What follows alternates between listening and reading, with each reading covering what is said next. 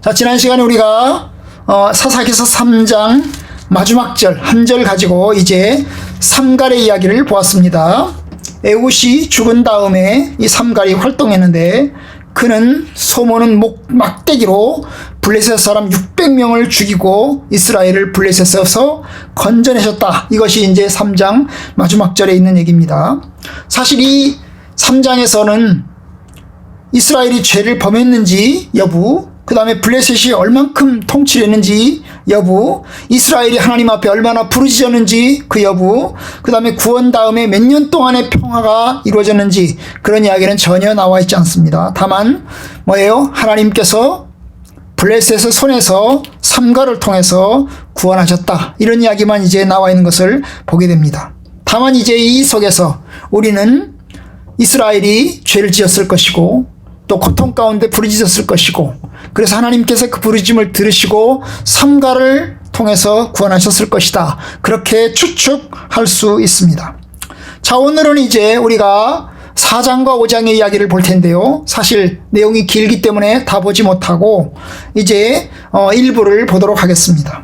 4장과 5장은 사사 드보라의 이야기를 이야기하고 있습니다. 그런데 4장과 5장은 좀 다릅니다. 4장은 이야기체, 그러니까 사사가 드보라가 무슨 일을 했는지, 그 다음에 드보라와 함께 이제 어떻게 적군을 물리쳤는지 이런 이야기를 이제 4장에서 이야기를 하고 있습니다. 그런데 여기 보면 이제 여기서는 이스라엘의 죄가 분명히 나오고요, 그 죄에 따른 하나님의 징계, 그리고 구원자를 보내심, 그리고 구원의 과정, 이런 것들이 나와 있는 것을 보게 됩니다. 5장은 전체가 이제 드보라와 바락의 노래, 그러니까 전쟁이 다 끝나고 난 다음에 그들이 하나님께 부르는 노래, 이런 내용만 이제 5장으로 나와 있는 것을 보게 됩니다. 그러니까 4장은 이야기체, 그리고 5장은 이제 노래죠, 노래, 시가로 되어 있습니다. 사실 그런 면에서 볼 때 우리가 5장은 필요 없을 것 같아요. 그죠? 왜냐하면 사사기서 전체에서 시가체로, 노래체로 되어 있는 것은 5장이 유일하거든요. 나머지는 다 이야기체로 되어 있어요. 이야기체로 흘러가고 있는데 이 5장만 노래, 시가체로 이제 전쟁이 끝나고 난 다음에 회상의 노래를 이제 부르고 있는 것을 보게 됩니다. 그래서 5장은 없어도 될 것 같아요. 그런데 이제 포함되어 있어요. 그래서 성경학자들은 이제 왜 5장을 왜 집어넣냐? 응? 4장만 있어도 될 텐데 왜 5장을 집어넣냐? 이것 가지고 논란이 조금 있습니다. 어떤 사람들은 아마도 원래는 5장이 핵심이고 4장은 그냥 이제 안고처럼 이제 집어넣는 것 같고, 또 어떤 사람은 4장이 핵심이고 혹은 5장은 좀 안고처럼 집어넣는 것 같고, 또 어떤 사람은 이제 4장과 5장이 동등하게 이제 어떤 역할을 감당하고 있지 않겠냐, 이렇게 이야기를 합니다. 그런데 이와 비슷한 이야기가 이렇게 4장과 5장의처럼 이야기체와 그 다음에 노래체, 이렇게 두 개로 딱 이어진 내용이 구약 성경에 또 하나가 있습니다. 어디일까요? 바로 이제 출애굽하고 나서 홍해를 건너가고 난 다음에 이야기예요. 출애굽에서 14장과 15장을 보면 14장은 이스라엘 백성들이 홍해를 건너가는 과정이 나와요. 출애굽을 하고 모세의 지도하에 홍해 바다를 건너가는 과정이 14장에서 나옵니다. 그리고 15장은 홍해 바다를 건너가고 난 다음에 뭡니까? 이 모세의 노래, 이스라엘의 노래, 그 다음에 미리암의 노래, 이렇게 노래로 이제 하나님께서 홍해 바다를 건너가게 하신 그 놀라운 역사들을 하나님 앞에 찬양하는 그런 내용으로 이제 담겨져 있습니다. 아주 비슷한 거죠, 그죠? 그래서 구약 성경이 두 개가 있는데 하나는 출애굽에서 15장, 그 다음에 이 사사기서 5장, 이렇게 두 개로 나와 있는 것을 보게 됩니다.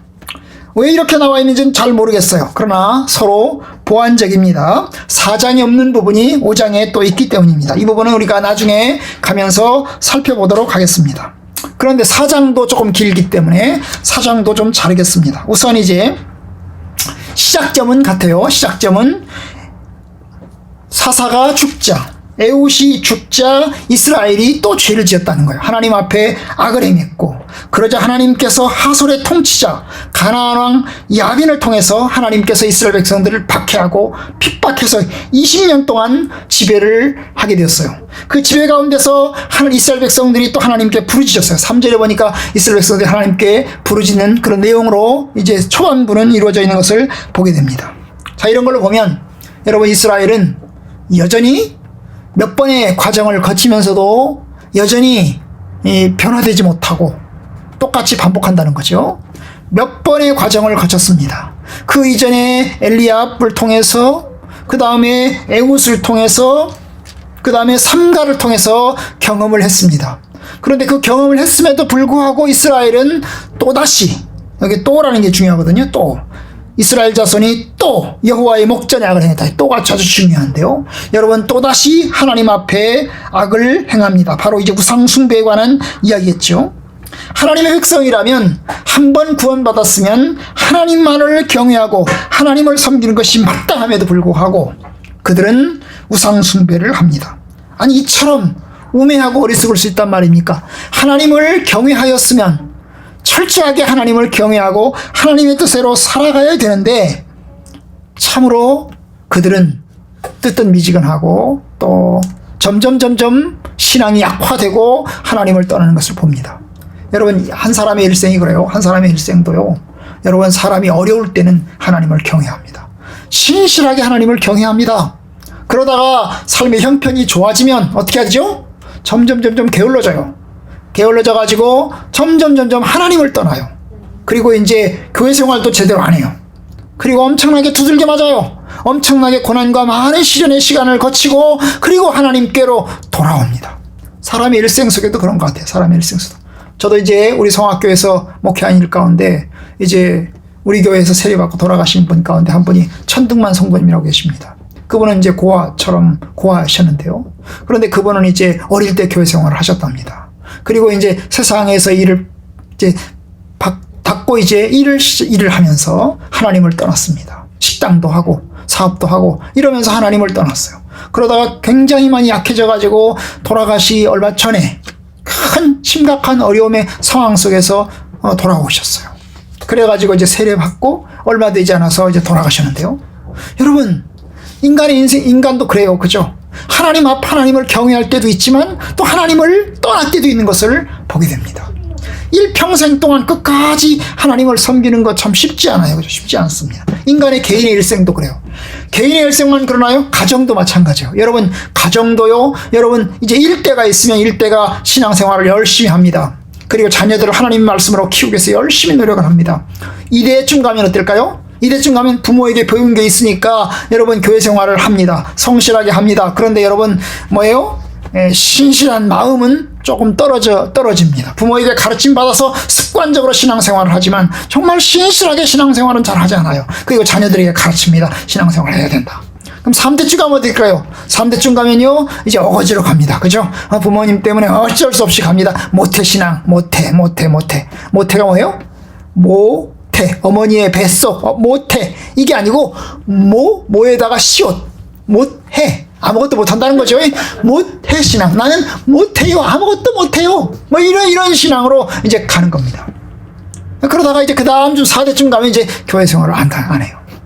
여러분, 그런 일들도 있을 때 이게 개인에게도 그렇고 그 다음에 가정에게도 그렇고 국가에게도 그럴 수 있는 거예요. 이스라엘 백성들은 선택받은 백성이지만 그들은 시간이 지나면서 하나님을 떠납니다. 아주 강력한 경험을 했고 놀라운 체험을 했지만 그 놀라운 체험은 시간이 지나면서 점점 잊혀져 가는 걸 봅니다. 여러분, 이스라엘의 이야기는요, 우리가 이제 창세기 여호수아서부터 시작해가지고 말라기서까지 이제 쭉 읽어가다 보면 계속해서 반복되는 경험 이야기를 합니다. 반복되는 이야기를 해요. 이스라엘 백성들을 향해서 계속해서 반복하는 이야기를 합니다. 무슨 얘기를 반복할까요?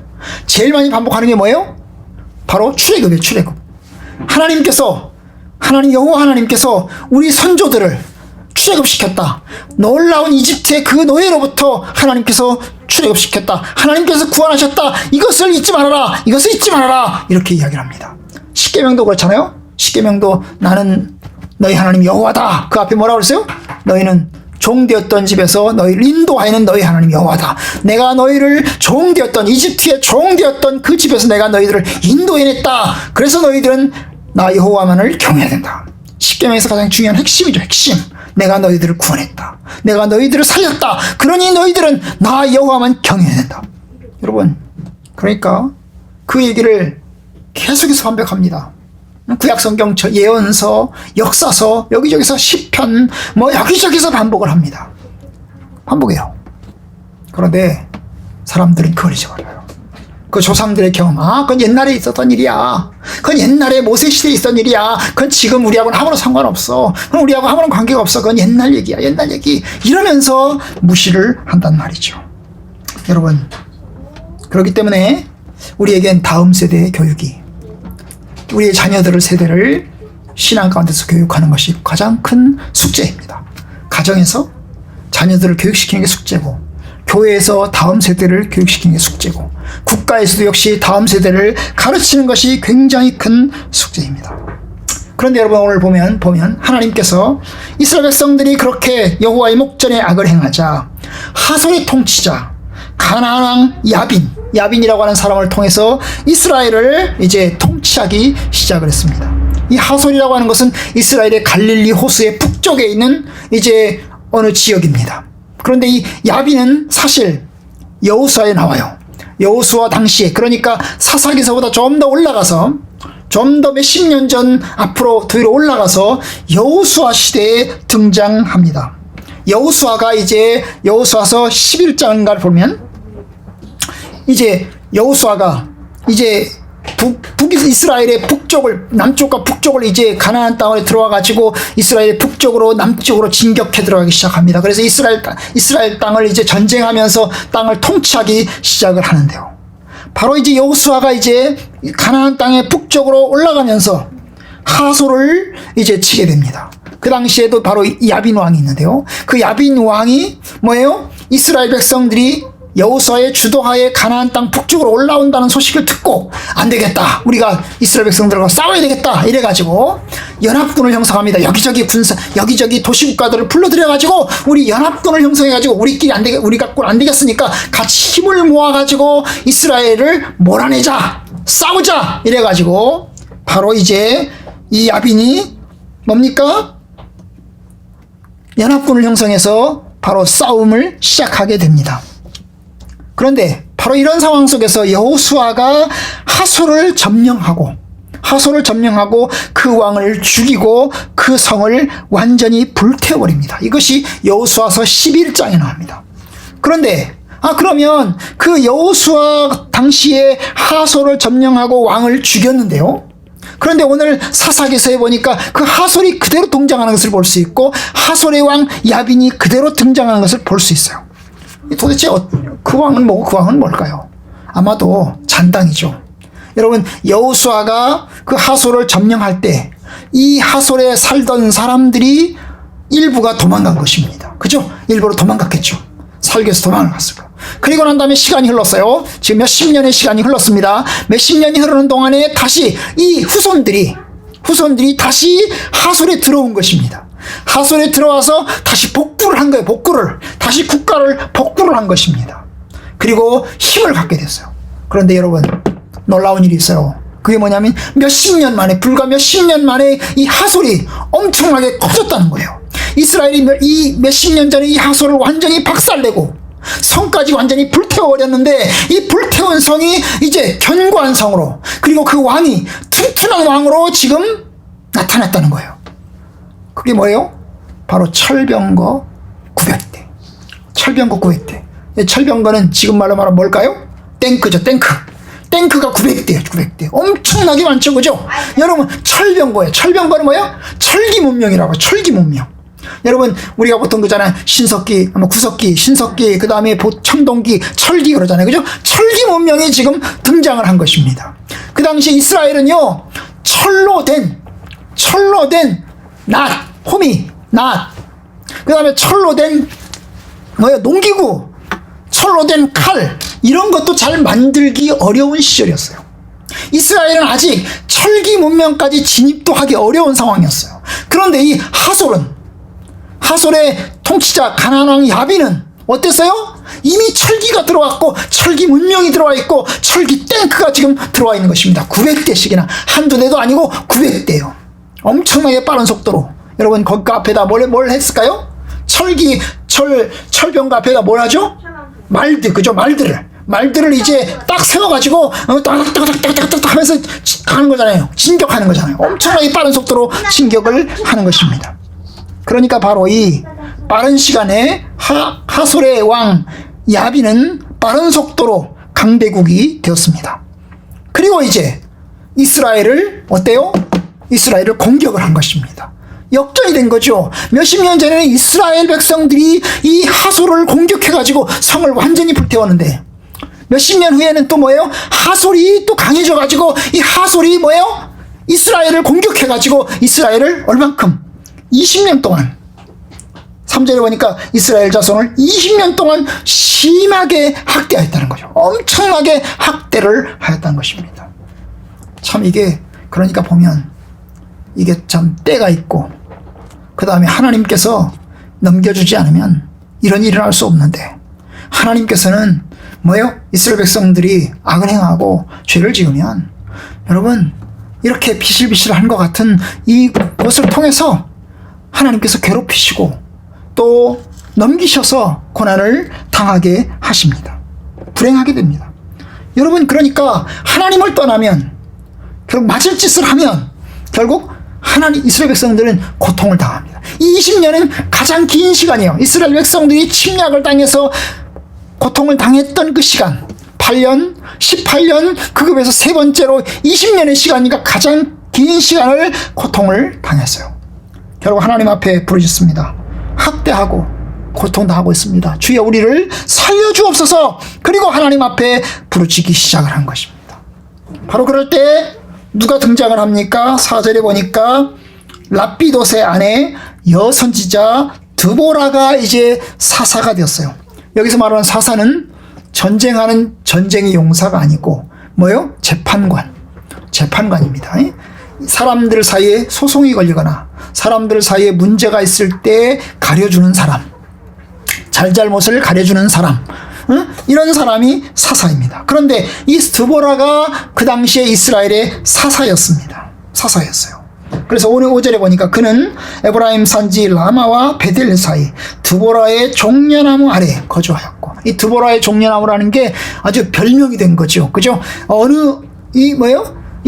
저 나무는 드보라의 종려나무다. 왜? 드보라가 늘 거기 그 나무에 앉아가지고 재판을 했단 말이죠. 그 나무에 앉아가지고 늘 재판하니까 그 나무를 드보라의 종려나무라고 별명을 붙인 것입니다. 그래서 그 별명을 붙인 이 드보라의 종려나무 아래에 라마와 베델 사이에 있는 그 종려나무 아래에 거주하였고, 이스라엘 백성들은 바로 그 사람에게 가서 이제 뭡니까? 재판을 받고 있는 상황입니다. 이 사람 여자입니다. 그죠? 이 사람 드보라는 여자입니다. 여자. 왜요? 라피돗의 아내입니다. 아내. 여자라고, 여자. 남자들의 세대에서 여자가 등장을 합니다. 사사들의 시대에 여자 사사가 이제 등장을 한 것입니다. 그런데 그 사람은 여선지자로서 여자였는데 다른 사람의 아내였는데 바로 그 사람이 선지자는 말, 선지자. 하나님의 말씀이 내려와서 하나님의 뜻을 알려주는 사람, 선지자예요. 놀라운 거죠. 하나님께서 남자를 통해서만 일하지 않고 여자를 통해서도 일하신다는 것을 보여주는 아주 예외적이고 특별한 사람인 것을 보게 됩니다. 사람들도 다 인정한 거죠. 이스라엘 사람들도 이 라피돗의 아내인 바로 그 여자가, 바로 이 드보라가 하나님이 보내신 여자 선지자임을 인정을 한 거죠. 인정하기 때문에 사람들이 그 사람 앞에 와가지고 재판을 받고 있는 것입니다. 만약에 사람들이 인정하지 않았다면 그 사람이 오지 않았겠죠. 그죠? 그런데 사람들이 그를 지도자로, 사사로 인정을 했습니다. 그래서 이제 하나님의 말씀을 받아서 그 사람이 재판하고 있는 그런 상황입니다.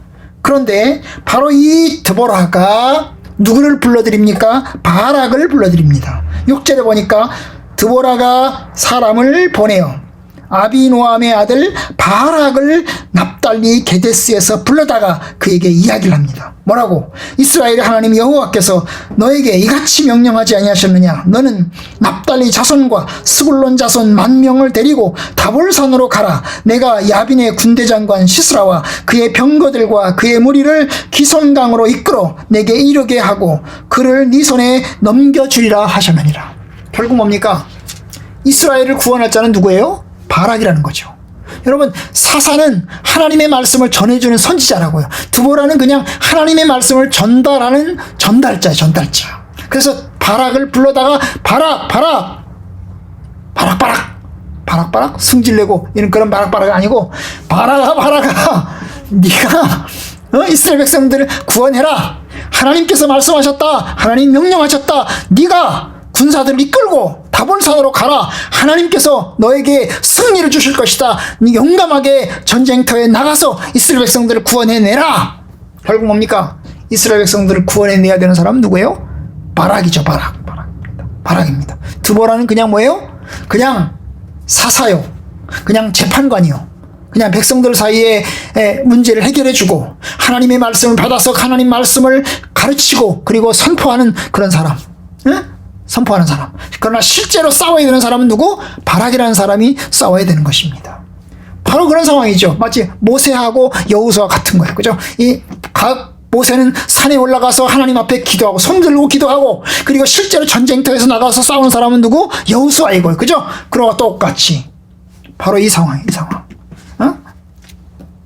드보라가 나와서 싸우는 게 아니고 드보라는 그냥 하나님 말씀을 전달하고 그리고 후방에서 말하자면 기도하고 지원하는 사람 그리고 전방에 실제로 나가서 싸워야 되는 사람은 바락입니다. 그래서 바락에게 이제 지시를 한 것입니다. 네가 군사들을 이끌고 가라. 10,000명의 사람들을 데리고 가라. 하나님께서 도와주실 것이다. 하나님이 이기게 하실 것이다. 그런데 오늘 본문에 보니까 그 말씀대로 제가 하나님 말씀 믿고 내가 전쟁터로 싸우러 가겠습니다. 제가 아멘 할렐루야 제가 용감하게 싸우러 가겠습니다. 믿습니다. 갑니다. 이게 아니고 뭐예요?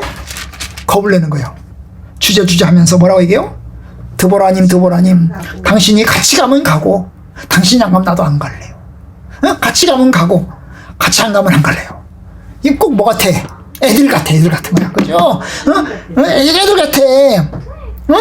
눈에 보이지 않는 하나님 눈에 보이지 않잖아요. 하나님의 약속이 있어요. 이기게 하실 것이다. 가라. 믿고 가라. 그러는데 덜덜덜 떠는 거예요. 그리고 어떻게 합니까? 당신이 같이 가면 가고 안 가면 나 안 갈래요. 이렇게 하는 거예요. 눈에 보이는 그 드보라 하나님의 말씀이 드보라에게 내려오는 그 모습을 내가 믿기 때문에 드보라는 신뢰하고 드보라는 믿지만 드보라를 의지하지만 눈에 보이지 않는 하나님은 보이지 않는 하나님은 별로 신뢰할 수 없는 그런 거예요. 아니 남자가 겁쟁인 거예요. 사내가 겁쟁이고 얼간인 것입니다. 뭐 때문일까요? 철병거 900대 가나안의 그 철병거 900대 때문일까요? 아무튼 간에 드보라와 동행을 요구를 합니다. 같이 갑시다. 같이 가면 나도 갈 거고 같이 안 가면 나도 안 갈 겁니다. 여러분 이게 남자가 여자한테 하는 말이야. 여자가 남자한테 하는 말이 아니고 결국 드보라가 같이 가기로 했습니다. 좋다. 내가 반드시 9절 반드시 너와 함께 가겠다. 그런데 네가 이번에 가는 길에서는 영광을 얻지 못할 것이다. 여러분 그 영광을 얻지 못하는 그 내용이 뭐냐 하면 여호와께서 시스라를 그 적장이죠. 적군의 대장 수홍사령관인 이 시스라를 여인의 손에 넘기실 것이다. 여러분 바락에 있어서 바락이 전쟁터에 나가서 가장 큰 상급은 적장을 죽이는 것입니다. 적장을 죽이고 전쟁을 승리로 만드는 것입니다. 그런데 지금 얘기하는 건 뭐냐면 네가 적장을 죽이는 일, 네가 전쟁에서 승리하는 일은 네가 차지하지 못할 거다. 그 영광을 네가 얻지는 못할 것이다. 오히려 여자가 영광을 얻을 것이다. 그 여자가 누구냐? 잘 몰라요. 드보라일까요?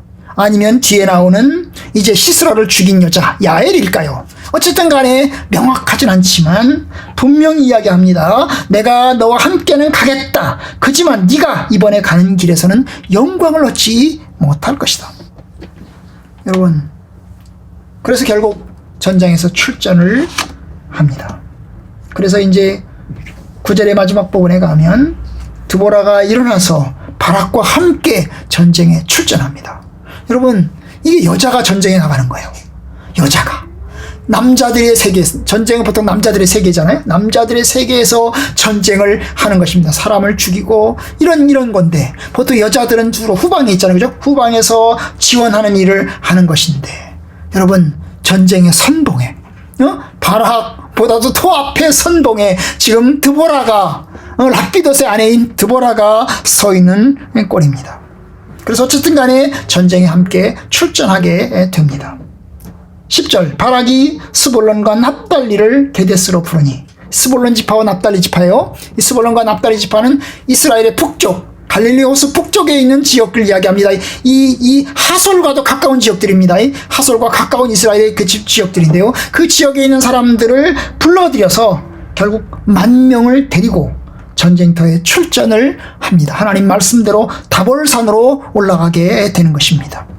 오늘 말씀에서 우리가 이제 몇 가지 한두 가지를 보고 이야기를 하려고 합니다. 그것은 뭐냐면 여러분, 하나님이 부르신 구원자, 애초에 하나님께서 부르신 구원자는 누구예요? 바락이죠.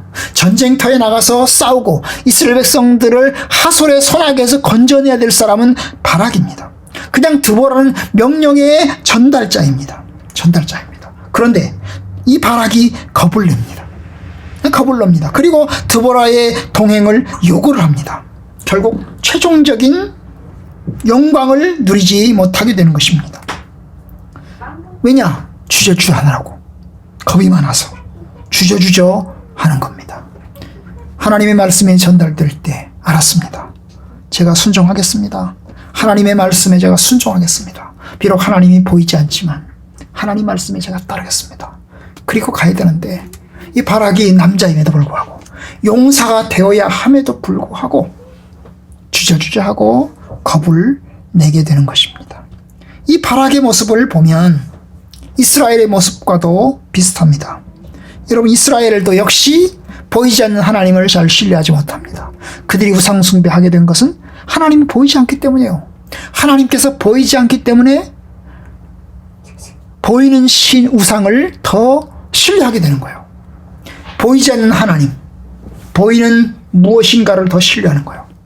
여러분, 우리의 우상 마찬가지예요. 보이지 않는 하나님의 말씀을 신뢰하는 것과 보이는 무엇인가를 의지하는 것, 그 보이는 무엇이 뭘까요? 재물이죠. 재물입니다.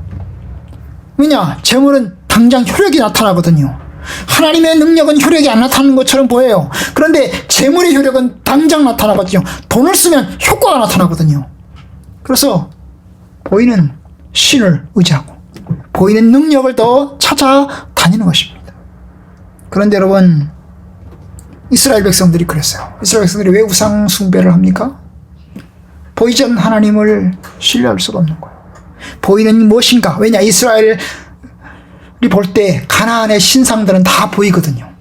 다 보이는 신들이거든요. 사실 그들은 나무로 만들어져 있고 돌로 만들어져 있고 조각해서 만들어져 있어요. 사실 우리의 생각으로 보면 상식적으로 딱 생각하면 저거는 사람들이 조각해서 만든 것라고 딱 생각하면 될 텐데, 그렇잖아요. 말도 못하고 생각도 못하고 행동도 못하는 그냥 만들어진 조각품 이렇게 생각하면 딱 간단할 텐데, 여러분, 이스라엘 백성들은 그 우상을 신뢰합니다. 어떻게 그럴 수가 있을까? 그렇게 멍청할까?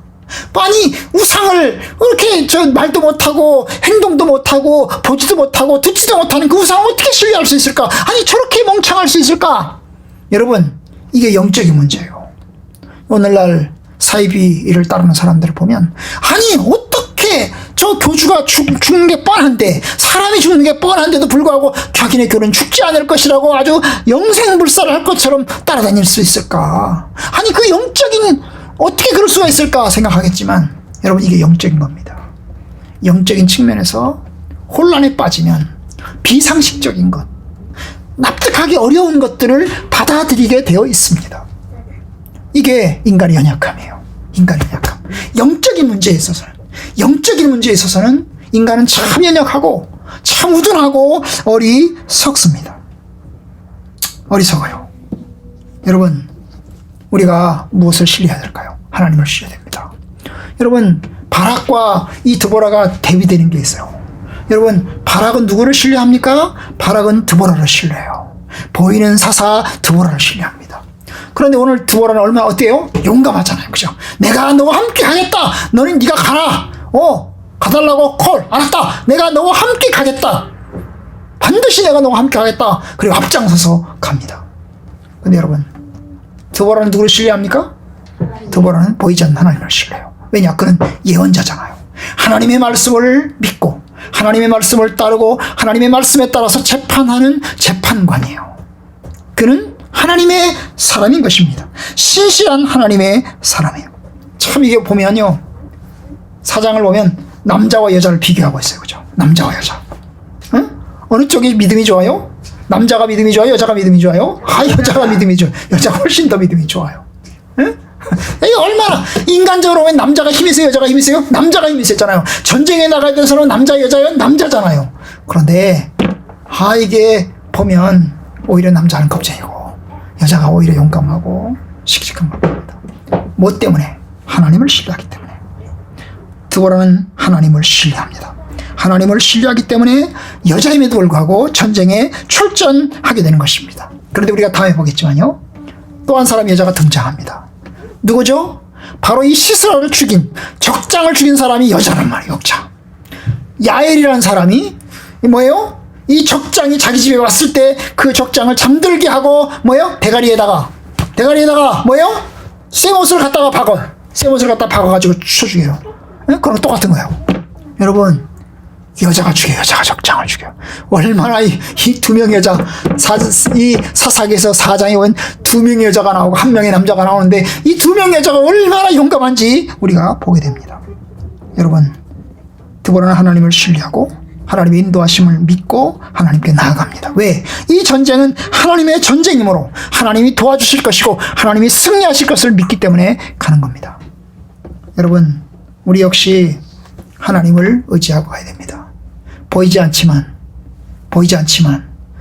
하나님을 믿는 것이 신앙이고 하나님을 의지하는 것이 신앙입니다. 보이지 않는 하나님 앞에 기도하고 보이지 않는 하나님 앞에 의지하고 보이지 않는 하나님이 역사의 주관자이시고 우리의 구원자이심을 믿고 주님을 따라갑시다. 주께서 살아계십니다. 주께서 일하십니다. 기도하겠습니다.